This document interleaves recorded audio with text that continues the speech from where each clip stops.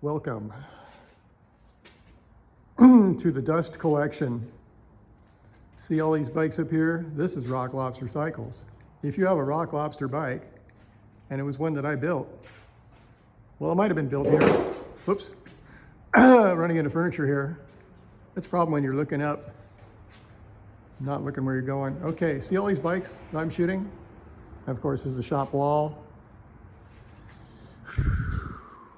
Look at all those years of those kits, all those years of the cyclocross team. It's not all of them, but it's a lot of them. Starting in 2004, it goes up to as recent as about 2015, I think.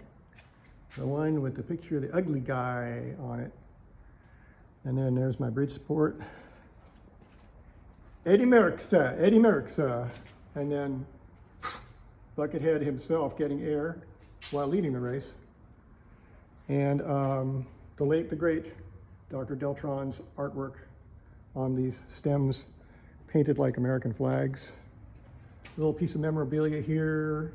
That is Dan English's number from Racing in the Worlds, where he got, I think, 17th Cyclocross Worlds in Arkansas, where he was riding one of my bikes. So that's pretty cool. This is a list of frames that I was building back in about 1994, and there's some really great names on that list, people who are stalwarts in the bike industry of various stripes. Not that many people get to wear number one, but Aaron Bradford did. He won the nationals on a single speed that I built for him a number of years ago, about 11 years ago. Okay. Oh, and maybe some of you guys know this guy here. Yeah, that's who I bought one of my mills from, and I actually worked for him for a little while, and he built a shit ton of bikes. And this is the Rock Lobster crest, which is made by Ezra Manners, and he presented it to me a number of years ago, and I have displayed it ever since. Okie doke. This is my welding table. This is Saturday. So it's at the end of the week, so it's about as messy as it's going to get. So I'll have to give it a scrub. There's my faithful welder, built in 1978. No, actually 1987. Got it mixed up. Great machine, great machine.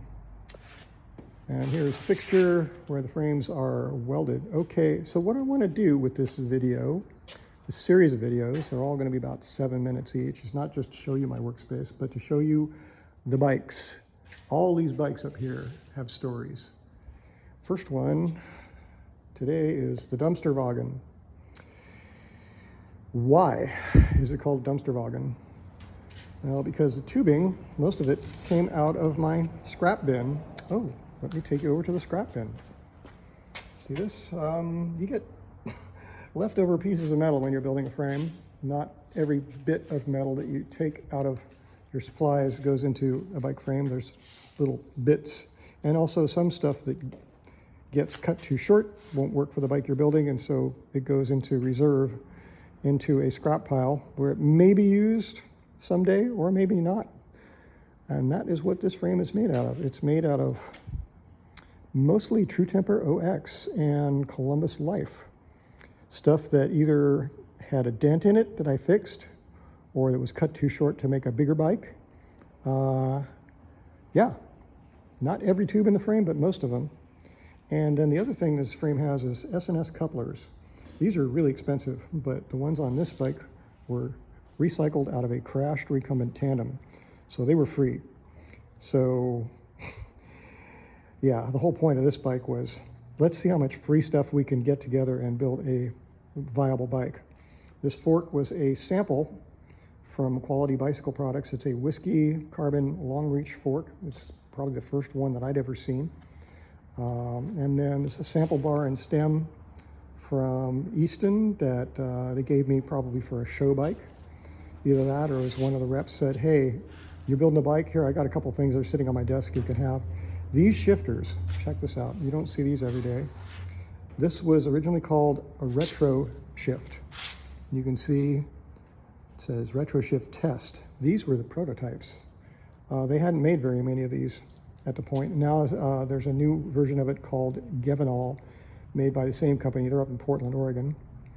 And these wheels were made with stuff that had been sitting on my shelves for years that nobody else wanted. So I made a nice set of wheels off.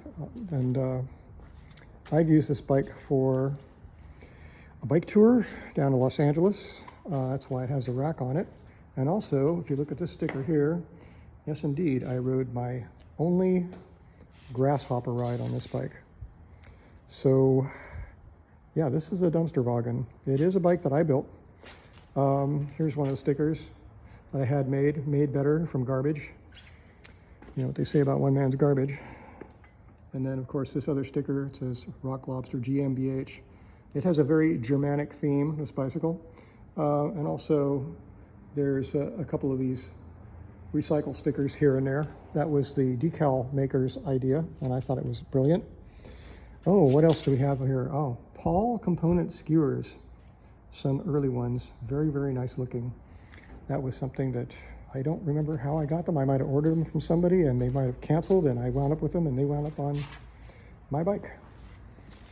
And then the component group is, you name it.